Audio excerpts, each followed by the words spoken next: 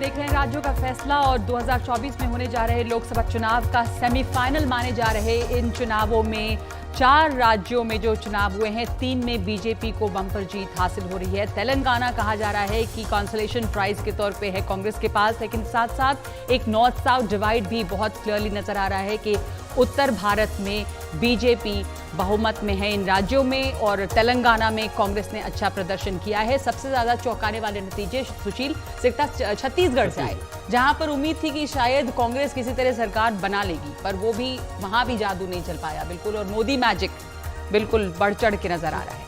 Modi magic चल गया और जादूगर जो थे वो हार गए, यानी जिसको जादू आता था उसका जादू नहीं चला और जिसको कहा जा रहा था कि जादू नहीं आता, जादू उसी का चल रहा है। और मोदी का जो मैजिक है अब वो 2024 से ठीक पहले उस समय और जोरदार तरीके से चला है जब सबसे ज्यादा उसकी जरूरत थी। 2024 का ये सेमीफाइनल कहा जा रहा है और एक तरह से बहुत बड़ी खबर बीजेपी के लिए है कि ये सेमीफाइनल बहुत आसानी से उसने जीता है और फाइनल में अब एक बार एक आखिरी ताकत लगानी है। लेकिन इस ब्रेक से पहले नगमा और सुशील हम लोग चर्चा कर रहे थे फेसेस की, बिकॉज वो इंटरेस्टिंग कॉन्वर्सेशन है अब कि आखिर इन राज्यों में कौन वो चेहरे होंगे जो अगुवाई करेंगे। राजस्थान को लेकर हम एक राउंड चर्चा कर चुके हैं, मध्य प्रदेश में भी अच्छी खासी बढ़त 168 सीटों पर बीजेपी आ गए, तो शिवराज सिंह चौहान की अगुवाई में ये जीत हासिल हो रही है। लेकिन सुबह से हम देख रहे हैं कि बार बार वो आके बातें तो कर रहे हैं जो आमतौर पर चुनाव वाले दिन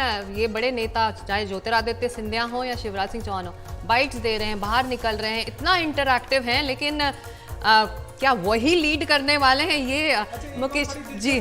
हाँ, बाकी लोगों में जैसे आप देखें कि ज्योतिरादित्य का बयान जो है बहुत अच्छा है, बहुत संयमित, और जीत के बाद जो एक बड़प्पन वाला बयान होना चाहिए, वो किसी को भी गाली नहीं दे रहे हैं, जिन्होंने गाली दी उसको भी वो राय साहब बता के छोड़ दे रहे हैं।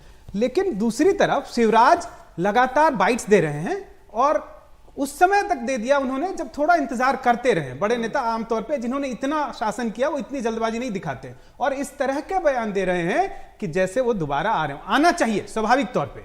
इतना बड़ा इतिहास उन्होंने कायम किया है, इतनी बड़ी जीत हासिल की है, लगभग इतिहास मध्य प्रदेश के इतिहास में तो ऐसा कोई दूसरा उदाहरण नहीं है। भाजपा के इतिहास में भी वो मोदी को टक्कर देने वाले अकेले नेता बन जाते हैं, लेकिन अभी भी उन्हें यह विश्वास नहीं हो सकता है कि क्या वो ही दोबारा सीएम बनेंगे। दिल्ली से फोन नहीं आ रहा है बिल्कुल, और उस समय में वो उस कॉन्फिडेंस के साथ, अभी भी मैं देख रहा था उनका जो बयान है कि ये योजनाएं आई थी, ये मैंने भरोसा दिया था, अब इस तरह से करूंगा।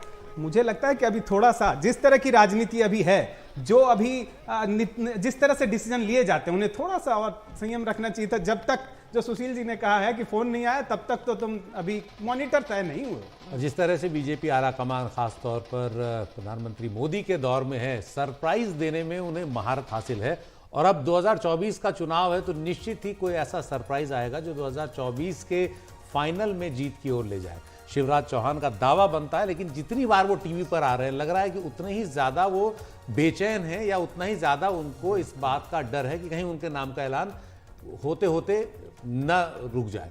और बाकी राजस्थान में देखना है कि वसुंधरा को तो आगे रखा नहीं, तो किसको नया लाया जाएगा। हो सकता है वहाँ कोई नया ऐसा नाम आए कि सब चौंक जाएं। और छत्तीसगढ़ में भी रमन सिंह की जिस तरह की बॉडी लैंग्वेज दिखी, कोई कॉन्फिडेंस उनमें नहीं था। रमन सिंह के घर पर हम सुबह जब गए हमारे सहयोगी जुल्फिकार, तो वहाँ वो चहल पहल नहीं होती जो किसी भावी मुख्यमंत्री के घर पर होती है, यानी सबको उन्होंने संशय में रखा हुआ है कि अपना नाम आएगा, जैसे पर्ची निकलेगी नाम आएगा या नहीं। वैसे बनने के लिए ना सुशील, ये सबसे अच्छी स्ट्रेटजी है खास करके बीजेपी में कि आप जितना लो प्रोफाइल रहते हैं अंडरडॉग से इसमें जीत सकते हैं। इसीलिए अगर वो जितना चुप रहे उतना बेहतर है और जितना लो प्रोफाइल रहे उतना ही आपका चांस है। नंद गोपाल जी ये बताइए कि आप इतनी बड़ी जीत, इतना बड़ा आंकड़ा मध्य प्रदेश में अनफेयर होगा शिवराज सिंह चौहान अगर कंसिडर नहीं करे जाते? हमने पहले भी वो चर्चा की है कि भारतीय जनता पार्टी में पार्टी से ऊपर कोई दिखने लगता है तो वो उसे पीछे जरूर किया जाता है। और जो शिवराज जी ने काम किए हैं तो काम तो भूपेश बघेल साहब ने भी बहुत अच्छे किए हैं ना जी। अशोक गहलोत साहब भी कोई कम थोड़े ना रहे, जहाँ इनकी लाडली योजना है वहाँ उनका देख लीजिए, वो हेल्थ का इतनी बड़ी स्कीम है। लेकिन बात भारतीय जनता पार्टी की है, भारतीय जनता पार्टी का फेस माननीय मोदी जी हैं और मोदी जी 24 की तैयारी में रहेंगे।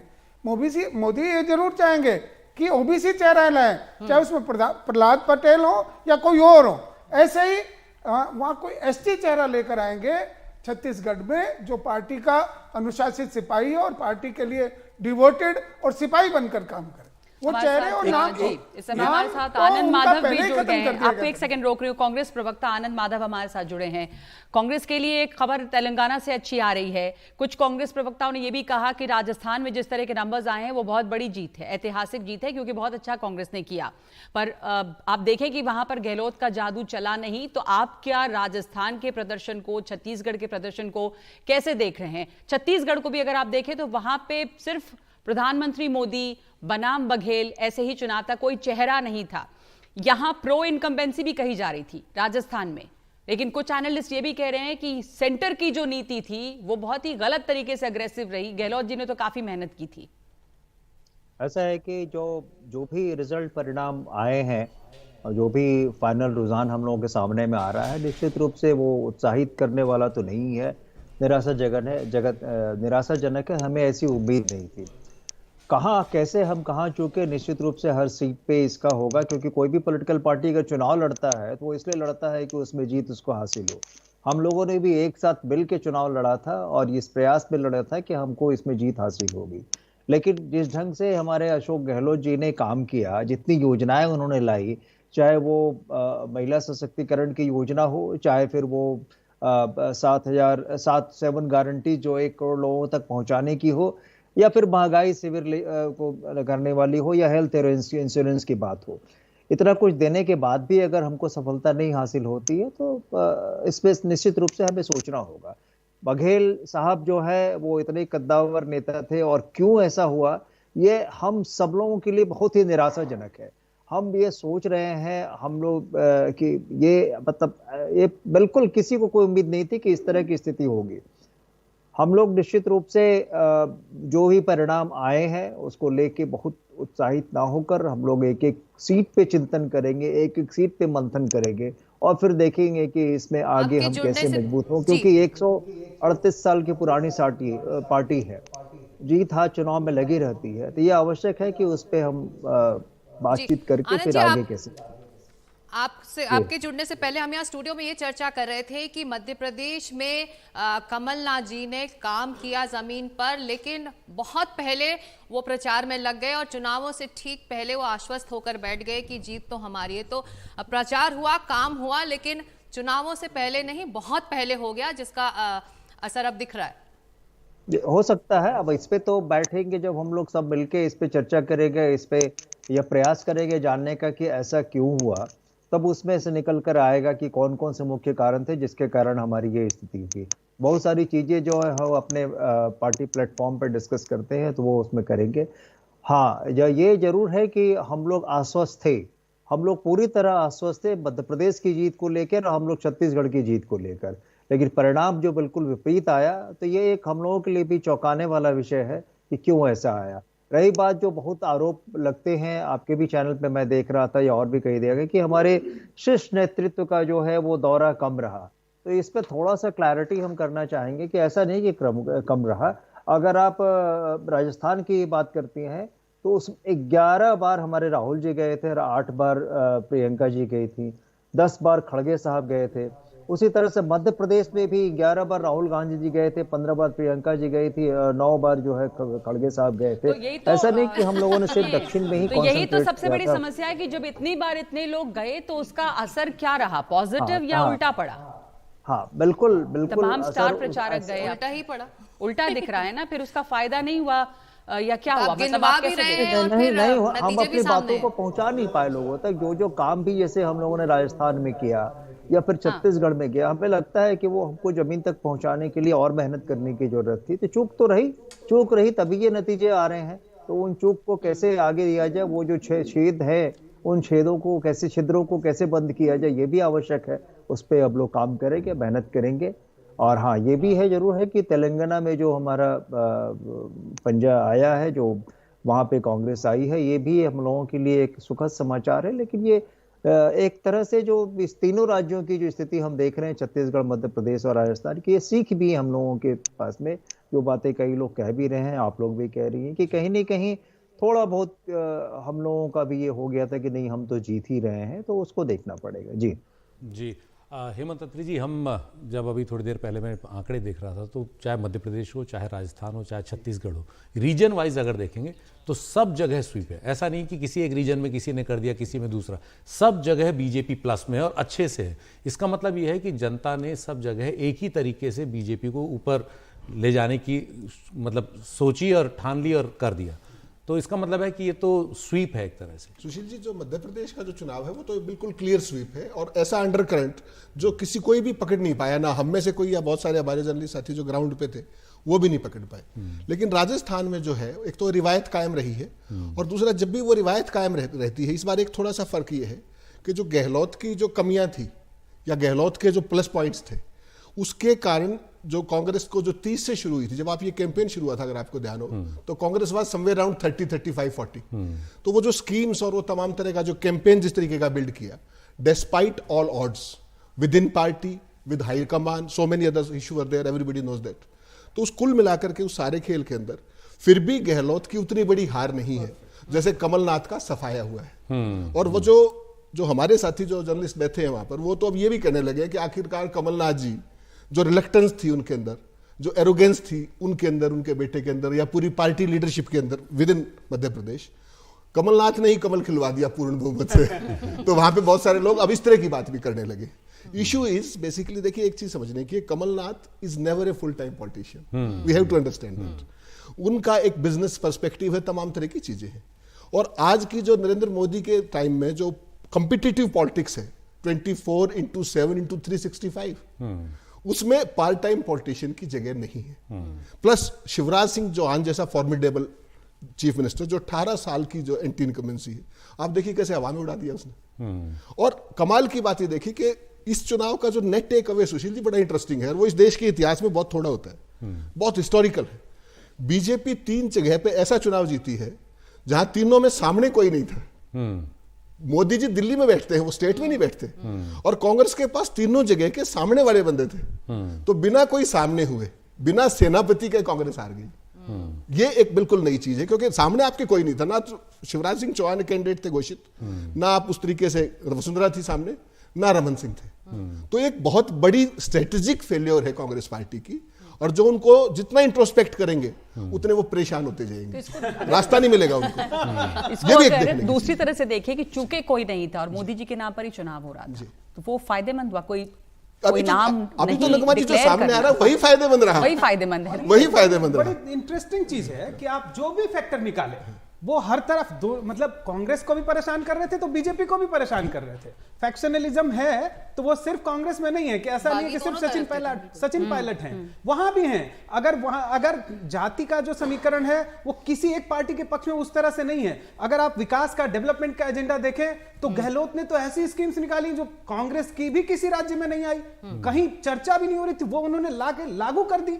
और चुनाव से पहले, 1 साल पहले जो हेमंत जी कह रहे थे, ऐसा माहौल बनाया। और वही कारण है कि अभी भी अगर आप देख रहे हैं कि 70 के आसपास तो होंगे ही, तो ये बहुत बड़ा कारण था। और दोनों जगह आप देखिए कि वहां पे इतना कुछ करने के बावजूद वो जीत नहीं पाए। तो इन सब में जो निचोड़ निकलता है वो यही है कि अगर मध्य प्रदेश में इन सब योजनाओं के बाद भाजपा जीतती है, राजस्थान में ये सब करने के बावजूद वो नहीं जीतते हैं, तो कहां पे प्लस मिल रहा है? मध्य प्रदेश में प्लस मिल रहा है मोदी फैक्टर, और राजस्थान में वो नहीं मिल रहा है। इसीलिए, और कुछ लोग कह रहे हैं कि राहुल गांधी का क्या, राहुल गांधी वहां नहीं गए या कम गए, तो मुझे तो लगता है कि वो तो बेहतर रहा अगर कम गए। जो बात हेमंत जी कर रहे थे कि कमलनाथ ने ही कमल खिलवा दिया मध्य प्रदेश में, लेकिन भूपेश बघेल, नगमा आप भी उनसे मिलकर आई थी, बहुत ज्यादा अति आत्मविश्वास से भरे हुए थे और एक तरह से एक पूरा समा बंधा हुआ था कि बहुत काम हुआ है, कांग्रेस सरकार ने बहुत कुछ काम किया है रूरल इकोनॉमी को लेकर और तमाम कल्याणकारी योजनाओं को लेकर, तो भूपेश बघेल को वो एज मिलेगी। लेकिन ऐसा कुछ भी नहीं हुआ।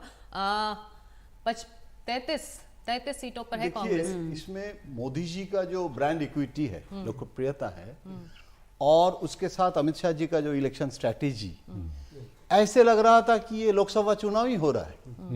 मतलब ये बघेल साहब इतना जो किए हैं, क्या किए हैं, वहाँ क्या पॉपुलैरिटी है, क्या पॉपुलिज्म है। अभी सबसे ज्यादा ये जो मूर्ख सरदार, उसमें कितना आलोचना हुई थी, लेकिन इसमें पॉलिटिक्स इज क्लियर कि इसको चुनाव को एंटी कांग्रेस, क्योंकि पोलराइज था, कांग्रेस वर्सेस बीजेपी, यहां कोई क्षेत्रीय दल नहीं था, लेकिन ये जो लड़ाई ये राहुल गांधी के खिलाफ जितना मोदी जी ले जाएंगे या कांग्रेस सेंट्रल लीडरशिप के खिलाफ, उसमें फायदा होता है। और ये 2024 में चुनाव नहीं है, ये स्टेट इलेक्शन है। लेकिन मैं ये नहीं कर रहा हूं कि सिर्फ मोदी फैक्टर के लिए हुआ है, लेकिन मैं ये आपको याद दिलाऊंगा कि कर्नाटक में जब चुनाव हार गए थे, उस समय कांग्रेस ने कहा Modi factor is not working. अगर मोदी जी, यही बीजेपी का मतलब जैसे बोल रहे थे ना 24 आवर्स पॉलिटिशियन होना चाहिए, मोदी जी अगर ऐसे सोचते कि हमको फैक्टर नहीं हो गया है तो अभी लड़ना ही नहीं, जाना ही नहीं चाहिए, इतना कैंपेन नहीं करना चाहिए, 2024 मेरा चुनाव है, हम 2024 में कॉन्सेंट्रेट करेगा, भैया तुम लोग कर लो अपना चुनाव। जी। तो शिवराज सिंह तुम कर लो, हमको क्या जरूरत है इतना मध्य प्रदेश लेके सोचना। अगर शिवराज सिंह इतना फेवरेट चीफ मिनिस्टर भी नहीं है, ये जो परसेप्शन है, तो करो, हारो जीतो मेरा क्या है। ऐसे बीजेपी में ये इंटरेस्टिंग है कि उसमें आरएसएस का पार्टिसिपेशन, उसमें डिफरेंस ओपिनियन है। वहां वसुंधरा राजे का डामी कैंडिडेट भी कितने थे आप देखिए। लेकिन मोदी जी और अमित शाह जी के सामने कोई विद्रोह करने के लिए वहां सोनिया जी बैठी थी जयपुर में, लेकिन फिर भी सचिन पायलट और अशोक गहलोत का जो डिफरेंस है, जो झगड़ा है, वो उसका अंत नहीं हुआ। तो यहाँ दोनों में अभी बहुत फर्क है। ये झगड़ा भारी पड़ा। हमारे साथ के मिश्रा भी हैं, बीजेपी के प्रवक्ता हैं। मिश्रा साहब, आपका स्वागत है। अब तो 3 राज्यों में जबरदस्त बहुमत के साथ सरकार आपकी बन रही है। अब अगला सवाल यही है कि कौन वहां आपका मुख्यमंत्री होगा तीनों जगहों पर। ये बड़ा सवाल है, लेकिन पहला सवाल ये कि क्या शिवराज दोबारा मुख्यमंत्री होंगे मध्य प्रदेश के? जिस तरह से सुबह से वो बयान दे रहे हैं, लग रहा है कि उनको कहीं कुछ संशय है। देखिए, अभी ये डिसीजन जब हम चुनाव में आए थे तो हमने कोई लीडर नहीं डिसाइड किया था, और ये एक संगठन की पॉलिसी है, और उस संगठन की पॉलिसी में अगर लीडर नहीं डिसाइड है तो अभी लीडर नहीं डिसाइड है। और यही विपक्ष के लोग कहते थे कि आप बिना लीडर के चुनाव लड़ रहे हैं। तो हमारे लीडर अगर पूरे देश में देखा जाए तो मोदी जी, जिसकी बात आप लोग कर रहे थे। हाँ, जो मुख्यमंत्री कौन बनेगा ये विधायक दल की मीटिंग होगी, केंद्रीय नेतृत्व डिसाइड करेगा, जो भी डिसाइड करेगा वो सभी लोग फॉलो करेंगे। और क्योंकि हमारे यहाँ सभी कार्यकर्ता है, तो जो डिसीजन संगठन का होता है उसको सब मानते हैं। हमारी party Bharatiya Janata party cadre based party है, न कि लीडर बेस्ड पार्टी है। जैसे कि कांग्रेस लीडर बेस्ड पार्टी है, कांग्रेस जब टूटती है तो एक नई सरकार, एक नई पार्टी बन जाती है। पर अगर भारतीय जनता पार्टी से कोई टूटता है तो खत्म हो जाता है, या तो वो फिर दोबारा बीजेपी में ही ज्वाइन करता है। तो कौन चीफ मिनिस्टर बनेगा ये विधायक दल की बैठक के बाद केंद्रीय नेतृत्व डिसाइड करेगा। वैसे जल्दी ही प्रधानमंत्री मोदी भी पहुंचने वाले हैं बीजेपी मुख्यालय, शायद 6:30 बजे से, और जश्न तो वहां पे बहुत जल्दी ही बनना शुरू हो गया था। तो वहां पर प्रधानमंत्री पहुंचेंगे, ज़बरदस्त उत्साह है। कुछ ऐसे राज्य जैसे छत्तीसगढ़, जहां पर शायद खुद बीजेपी को इतनी उम्मीद नहीं थी कि सीट्स मिलेंगी, वहां पे सीट मिली। मध्य प्रदेश में इतना ज़्यादा बहुमत मिला। बीजेपी को इतनी उम्मीद थी या नहीं पता नहीं, लेकिन अभी जो जीत वहां पर दिखाई दे रही है, उसके बाद और भी ज़्यादा उत्साह है। हमने कुछ लड्डू भी देखे जिसके ऊपर लिखा हुआ था नरेंद्र मोदी। तो प्रधानमंत्री मोदी पहुंचने वाले हैं कुछ ही देर में। एक ब्रेक लेंगे, लौटते हैं हम इस चर्चा पे।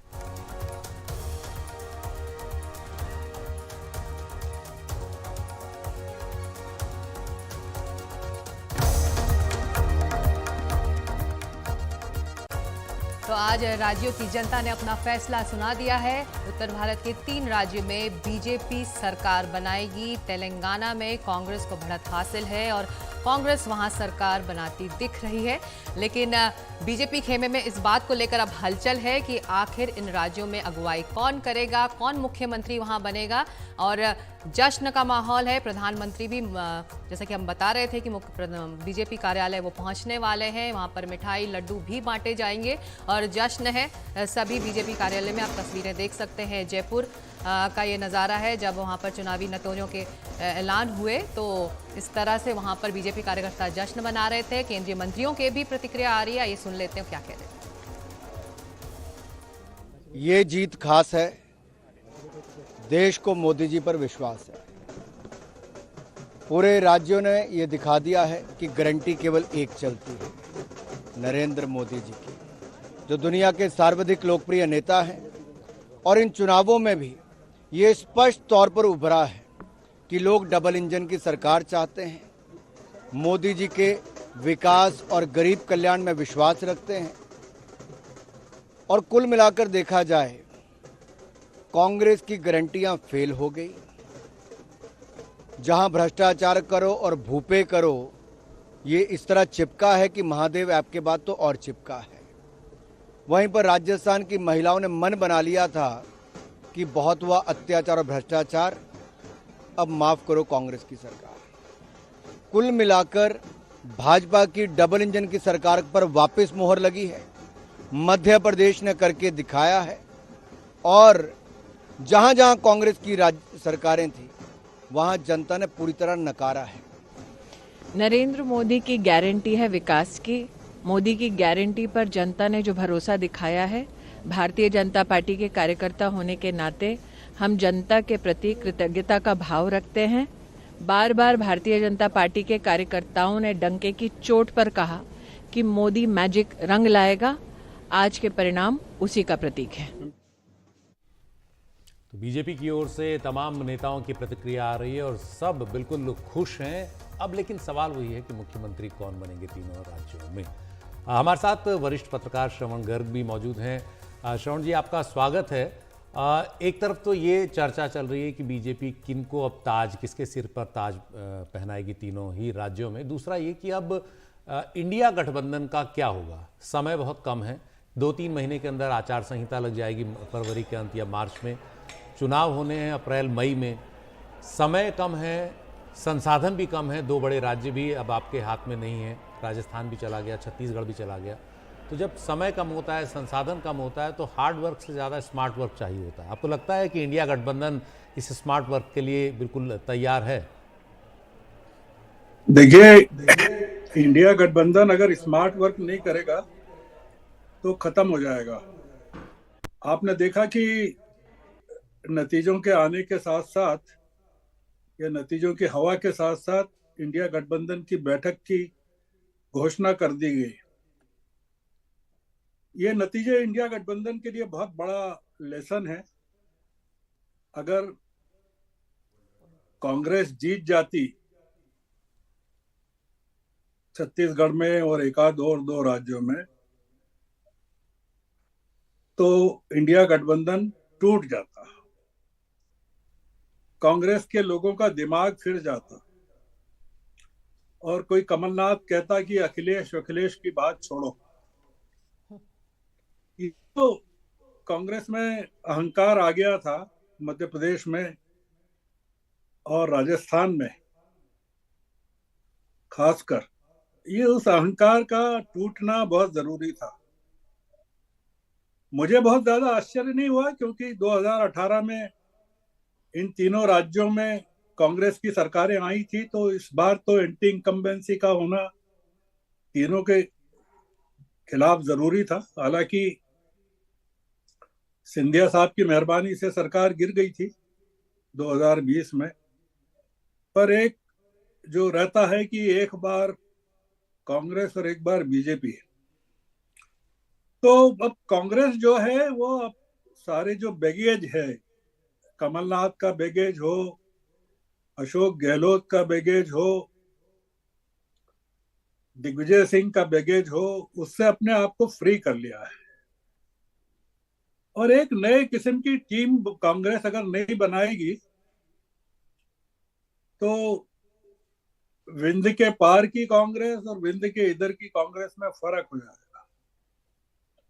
ये एक बड़ी अपॉर्चुनिटी कांग्रेस को मिली है और लोकसभा के चुनावों की तैयारी के लिए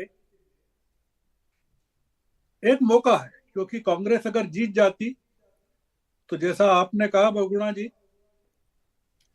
समय कम है और हमने देखा 2018 में कि ये लोग मंत्रिमंडल बनाने में किस तरह जुट गए, किस तरह मलाईदार विभाग लेने में किस तरह जुट गए, कारें लेने में किस तरह जुट गए और इनको पता ही नहीं चला कि कब लोकसभा का चुनाव आ गया।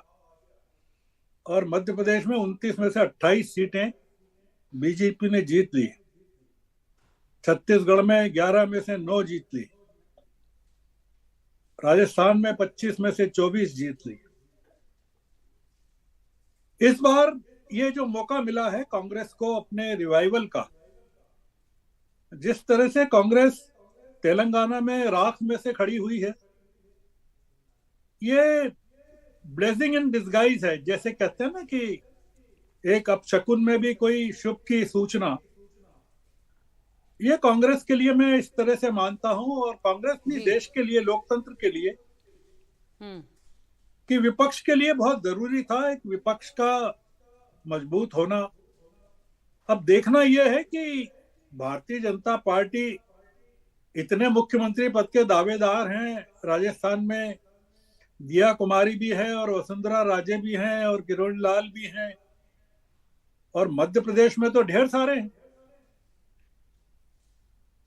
और छत्तीसगढ़ में भी ढेर सारे हैं, वहां अरुण साव भी हैं और रमन सिंह भी हैं। श्रवण गर्ग जी आपके पास वापस आएंगे, पर आपने जो एक बात कही कि कुछ बुरे में भी एक अच्छा संकेत होता है, और विपक्ष के लिए शायद ये कोई संकेत है। आपको लगता है अभिलाष जी कि कोई मौका बचा है विपक्ष के लिए? वक्त कम है, ये जरूर है, और इंडिया गठबंधन के लिए क्या संकेत है ये?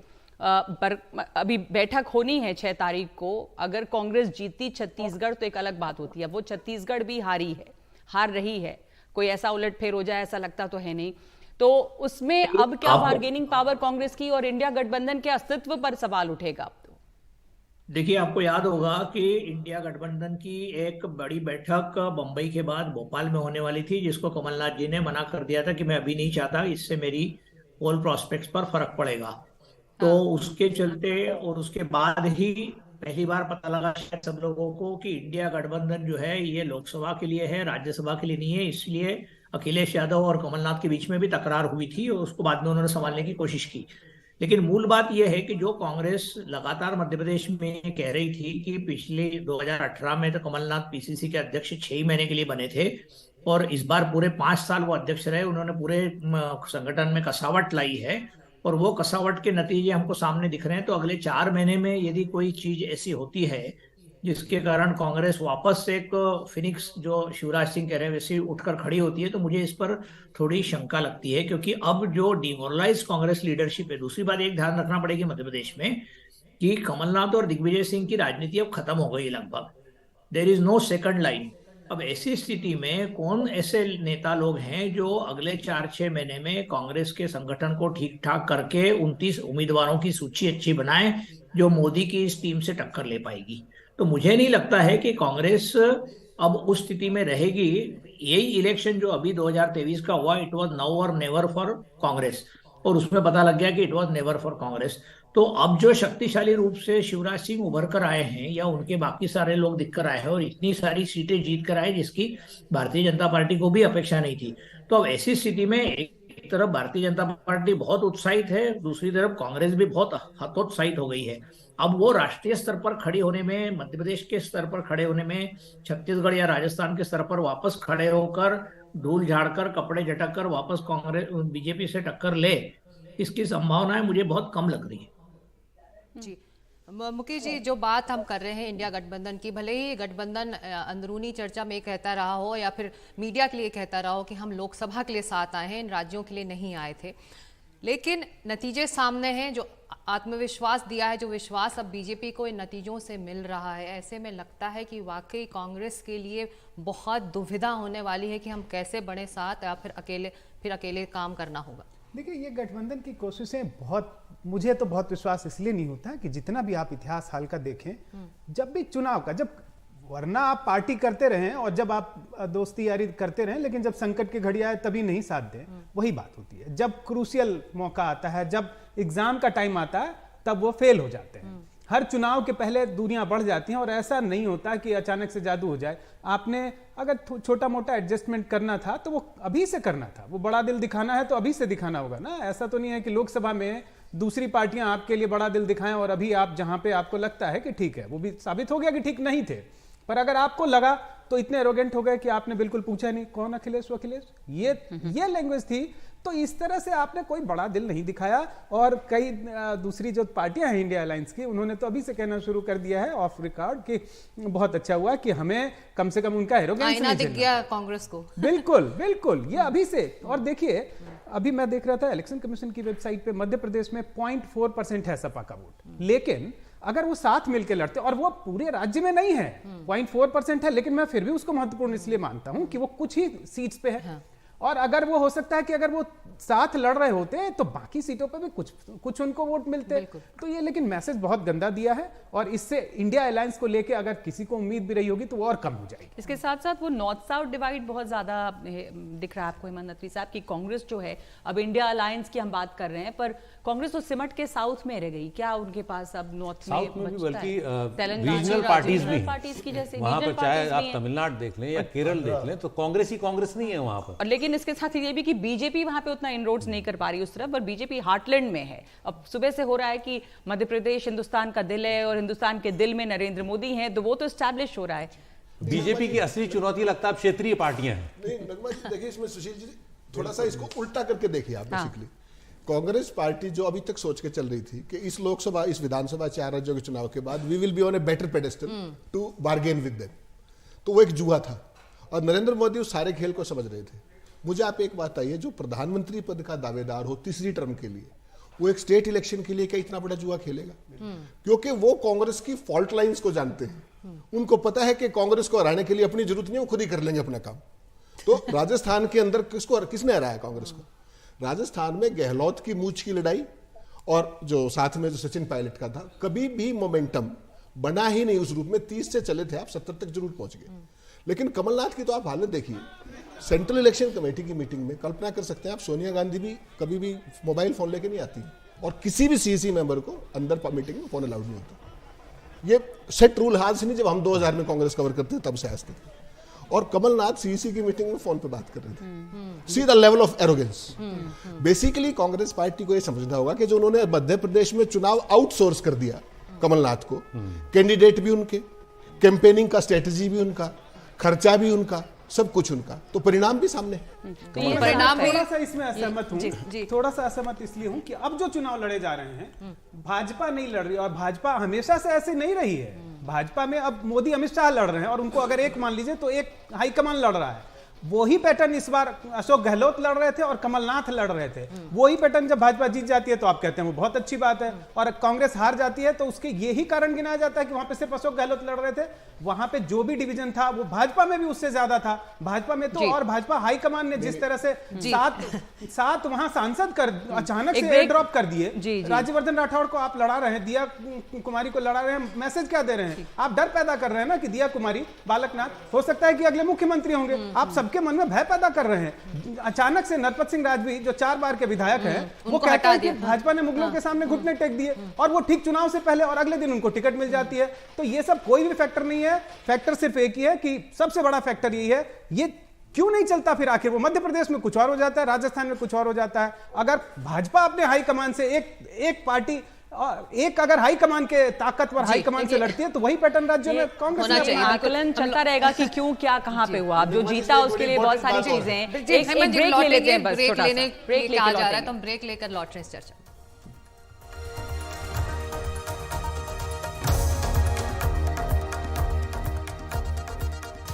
अनुराग जी, 3 स्टेट के चुनाव जो सबसे अहम है हिंदी बेल्ट में, छत्तीसगढ़, मध्य प्रदेश, राजस्थान, तीनों में आपकी जीत किस तरह से देख रहे हैं आप? मारिया जी, जीत खास है। जनता को मोदी जी पर विश्वास है। मोदी मैजिक चला है और जनता ने एक ही गारंटी पर विश्वास किया है, मोदी की गारंटी। और मैं कहना चाहता हूं कि जनता का दिल की गहराइयों से बहुत बहुत धन्यवाद, आभार कि उन्होंने डबल इंजन सरकार बनाने के लिए जो मोहर लगाई है। हम डबल विकास और सुशासन इंश्योर करेंगे, और ये मोदी की गारंटी ही है जिसने, अगर आप मध्य प्रदेश में देखेंगे तो वहाँ पर जीत इतनी बड़ी हुई है, ऐतिहासिक हुई है कि साथ वाले राज्यों को भी लगा कि पिछले 5 वर्षों में भाजपा की सरकार नहीं थी तो बहुत नुकसान हुआ। महिला अपराध और भ्रष्टाचार के मामले बहुत बड़े, पेपर लीक के मामले बड़े, जो वायदे किए थे वो झूठे हुए। तो कांग्रेस को जनता ने नकार दिया है। और छत्तीसगढ़ की बात करूं तो महादेव का श्राप कांग्रेस साफ, गौ माता का श्राप कांग्रेस साफ, गंगा जल की झूठी कसम खाई थी माँ गंगा का श्राप कांग्रेस साफ, और गरीब जनता के साथ जो भेदभाव और झूठ बोला जनता का श्राप कांग्रेस साफ। लेकिन छत्तीसगढ़ में तो कोई भी एग्जिट पोल्स आपकी सरकार नहीं बना रहे थे, यहाँ पर तो 53 आ गया। और Madhya Pradesh 165, it is the biggest victory of the BJP ever. मेरा सवाल ये है कि ये तो प्रो इनकम्बेंसी का भी प्रो इनकम्बेंसी, अनुराग जी, सवाल ये उठेगा कि क्या किया आपने सही मध्य प्रदेश में और छत्तीसगढ़ में? मैं पहले छत्तीसगढ़ पे आना चाहता हूं। छत्तीसगढ़ में कांग्रेस के लिए एटीएम बन गया था, भ्रष्टाचार का अड्डा, उग्राही का अड्डा, और पैसा कमाकर वो केंद्र के पार्टी तक पहुंचाने का काम। भ्रष्टाचार एक के बाद दूसरे, और जनता मान चुकी थी।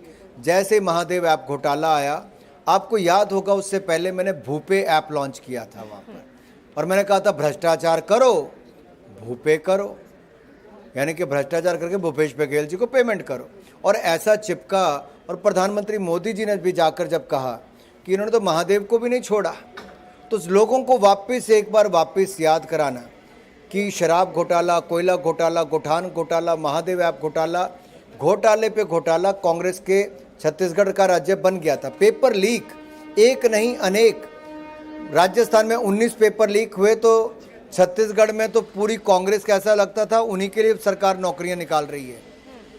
तो जनता का विश्वास उठ चुका था। जहां मध्य प्रदेश की बात है, आप देखिए जनता ने जो 1.5 साल देखा बीच में कांग्रेस का, उस समय कांग्रेस के नेता ही उनके छुट्टी पा गए थे, और कांग्रेस के नेताओं ने ही कहा था कि अब कमलनाथ जी की सरकार नहीं चाहिए, हमें कमल वाली सरकार चाहिए। तो भारतीय जनता पार्टी की जब फिर अवसर मिला, तो शानदार नेतृत्व वहाँ पर शिवराज जी ने दिया, सरकार शानदार चली, और डबल इंजन का लाभ लोगों ने देखा, तभी तो वापस तीनों राज्यों में डबल इंजन की सरकार बनाई। अनुराग जी, आप भी ये तीनों स्टेट में कैंपेन कर रहे थे, पर्टिकुलरली यूथ वोटर्स या युवा वोटर के बीच में आप काफ़ी दिखे हैं। मेरा सवाल ये है कि फर्स्ट टाइम वोटर्स ने क्यों भाजपा का साथ दिया? वुमेन वोटर्स के बारे में तो अब कहा जाता है कि एक कास्ट न्यूट्रल कॉन्स्टिट्यूएंसी, एक जेंडर कॉन्स्टिट्यूएंसी नरेंद्र मोदी के साथ खड़ी हो रही है। देखिए, युवा अपना वर्तमान और भविष्य देखते हैं, और जब वो देखते हैं कि अगर दुनिया अपना भविष्य भारत के साथ देख रही है और भारत के नेतृत्व में विश्वास कर रही है, तो युवा तो बहुत समझदार है भारत का। मोदी सरकार की नीतियां जो युवाओं के हित में हैं। स्टार्टअप इंडिया देखिए, भारत कहीं नहीं था 2014 में, आज दुनिया की तीसरी सबसे बड़ी शक्ति बन गई है। आज हमारे जो बाकी मेक इन इंडिया प्रोग्राम हो या आत्मनिर्भर भारत हो, उसका ये फ़र्क देखने को मिलता है कि भारत 10वें से 5वीं सबसे बड़ी अर्थव्यवस्था बन गया। हम दुनिया के सबसे बड़े खाद्यान्न से लेकर दूध उत्पादन वाले देश बन गए। सेकंड लार्जेस्ट हम लोग ऑटोमोबाइल स्टील से मोबाइल मैन्युफैक्चरर बन गए, और थर्ड लार्जेस्ट ऑटोमोबाइल मैन्युफैक्चरर बन गए। एक के बाद दूसरी हमने कीर्तिमान स्थापित। और 4 राज्यों के आज विधानसभा चुनाव के परिणाम आए हैं। बीजेपी ने 3 बड़े राज्यों में बड़ी जीत हासिल की है, और मध्य प्रदेश की बात करें तो ये ऐतिहासिक जीत भी कही जा रही है। हमारे साथ केंद्रीय मंत्री स्मृति ईरानी जी जुड़ गई हैं। स्मृति जी, आपका बहुत बहुत स्वागत है एनडीटीवी इंडिया पर। आप किसको श्रेय देंगी इस बड़ी जीत के लिए, आज जो 3 बड़े राज्यों में बीजेपी को जीत मिली है? मुझे लगता है अखिलेश जी, 3 लोगों को श्रेय विशेष जाता है। मोदी की गारंटी को, वोटर को और मेरे संगठन को। ये कहना नाइंसाफ़ी होगी कि इन तीनों को छोड़ के किसी और को श्रेय देना चाहिए, क्योंकि हम इस चुनाव में उतरे थे सिर्फ एक चेहरे को लेके, वो है नरेंद्र मोदी। हम इस चुनाव में उतरे थे एक ही संकल्प को लेके कि जो अति गरीब है, जिसको ज़रूरत है विकास की राह पर, उसको ले जाएंगे। जनता ने हमारी इस अपील को स्वीकार किया, और मैं जनता के प्रति अपना आभार व्यक्त करती हूँ। लेकिन जब हम उतरे धरातल पर, युद्ध की भूमि पर, तो इस आधार पर भी उतरे कि हमारी जो संगठन की शक्ति है वो फलीभूत होगी धरातल पर मोदी मैजिक को घर घर तक पहुंचाने के लिए। मोदी जी का संवाद, संपर्क जो डायरेक्ट वोटर के साथ है, आज उसका परिणाम हम देख पा रहे हैं इस जीत के माध्यम से। जी, लेकिन आपने मोदी जी की गारंटी की बात की। गारंटी तो कांग्रेस भी दे रही थी, कांग्रेस कह रही थी कि हमारी भी गारंटी है, तो क्या गारंटी देने वाली गारंटी नहीं चली? अखिलेश जी, गारंटी देने वाली की पॉलिटिकल वारंटी खत्म हो चुकी थी। जी, गारंटी कौन दे रहा था कांग्रेस की तरफ से? राहुल गांधी, जो अपना चुनाव खुद अकेले नहीं लड़ सकते, वो दूसरों को जीत की गारंटी कैसे दे सकते हैं? और जो भाषा का इस्तेमाल किया जिस तरह से राहुल गांधी ने, और पीएम मोदी जी के बारे में पनौती शब्द और इस तरह की बातें जो कही, आपको लगता है कि जनता ने इसका भी जवाब दे दिया? निश्चित रूप से मुझे लगता है जिस निम्न स्तर का व्यवहार, जिस निम्न स्तर के भाषा का प्रयोग विशेषतः गांधी खानदान ने नरेंद्र मोदी के खिलाफ किया, वो व्यक्ति जो निस्वार्थ भावना के साथ देश की सेवा कर रहा है, क्यों गांधी खानदान को लगा था कि देश की जनता को ऐसी टिप्पणियां, ऐसे कटाक्ष रास आएंगे। तो मैं आभार व्यक्त करती हूं कि नरेंद्र मोदी की दूरदर्शिता के लिए उन्होंने समर्थन किया बीजेपी को, नरेंद्र मोदी के प्रशासनीय और साथ ही उनके राजनीतिक जो एक संकल्प है उसके लिए वोट किया। और विशेषतः मेरे लिए आनंद का विषय है कि भारी संख्या में महिलाओं ने भाजपा का समर्थन किया। बिल्कुल, ये एक बहुत महत्वपूर्ण बात है जो इस चुनाव में देखी गई कि कुछ राज्यों में तो महिलाओं ने पुरुषों की तुलना में अधिक वोट दिया है स्मृति जी, और साथ ही कुछ जो योजनाएं थी उनको लेकर के भी महिलाओं का उत्साह काफी देखा गया। जी निश्चित और रूप से दूसरी बात मुझे ये लगता है कही जा रही कि है कि जो जी अपनी बात पूरी करें। मुझे नहीं लगता कि ये एक मुद्दा एक विषय तक केंद्रित है। देश की महिलाएं जानती हैं कि जब से नरेंद्र मोदी जी ने देश की बागडोर संभाली है तब से लेकर अब तक विकास के दृष्टिकोण से महिला को केंद्र बिंदु उन्होंने रखा। चाहे जनधन योजना के अंतर्गत देश में 24 करोड़ महिलाओं का बैंक का खाता खुलवाना हो, चाहे आयुष्मान योजना के अंतर्गत 10 करोड़ गरीब परिवारों को सालाना 5 लाख रुपए की व्यवस्था देनी हो, चाहे बेटी बचाओ बेटी पढ़ाओ का कार्यक्रम हो, या उज्ज्वला के माध्यम से 9.5 करोड़ गरीब बहनों को गैस की व्यवस्था देनी हो। ऐसा कोई मुद्दा नहीं है जिस पर महिला को और सशक्त करने का, महिला को आर्थिक और सामाजिक न्याय दिलवाने का काम नरेंद्र मोदी ने ना किया हो। अगर छत्तीसगढ़ की बात करें विशेष रूप से, क्योंकि मध्य प्रदेश के बारे में तो कुछ एग्जिट पोल का अनुमान था कि बीजेपी ये आंकड़ा छू लेगी, राजस्थान में तो कहा जाता है कि वहाँ हर 5 साल में सरकार बदल जाती है, लेकिन छत्तीसगढ़ में विशेष तौर पर क्या कारण रहा है जिसके चलते बीजेपी को ये बड़ी जीत वहाँ पर हासिल हुई है? 2-3 विषय जो न्यूज़ रूम का हिस्सा ना बन पाए। छत्तीसगढ़ में आक्रोश था महादेव बेटिंग ऐप का, छत्तीसगढ़ में आक्रोश था शराब के घोटाले का, छत्तीसगढ़ में इस बात का आक्रोश था कि कांग्रेस में गांधी खानदान ने छत्तीसगढ़ को कांग्रेस का एटीएम बना दिया था, छत्तीसगढ़ में इस बात का आक्रोश था कि सरकारी नौकरी में भर्ती के लिए भी कांग्रेस के नेताओं ने अपने परिजनों को, अपने समर्थकों को नौकरी दी, साधारण जनमानस को नौकरी मिलने की व्यवस्था नहीं की। और साथ ही मोदी की जो गारंटी थी, धान की खरीदारी की हो 3100 रुपये में, तेंदुल पत्ता की खरीदारी हो 5500 रुपये में, महतारी वंदन योजना की व्यवस्था जो नरेंद्र मोदी ने प्रेषित की, इसके समर्थन में और कांग्रेस की जो घृणित राजनीति है उसको नकारते हुए जनता ने वोट दिया है। अगर मध्य प्रदेश की बात करें स्मृति जी, वहाँ पर हमने देखा कि पीएम मोदी ने धुआंधार प्रचार किया। प्रचार के दौरान उन्होंने कहा कि एमपी के दिल में मोदी है। आपको लगता है कि एमपी की जो जनता है उसने इस बात पर मोहर लगाई है?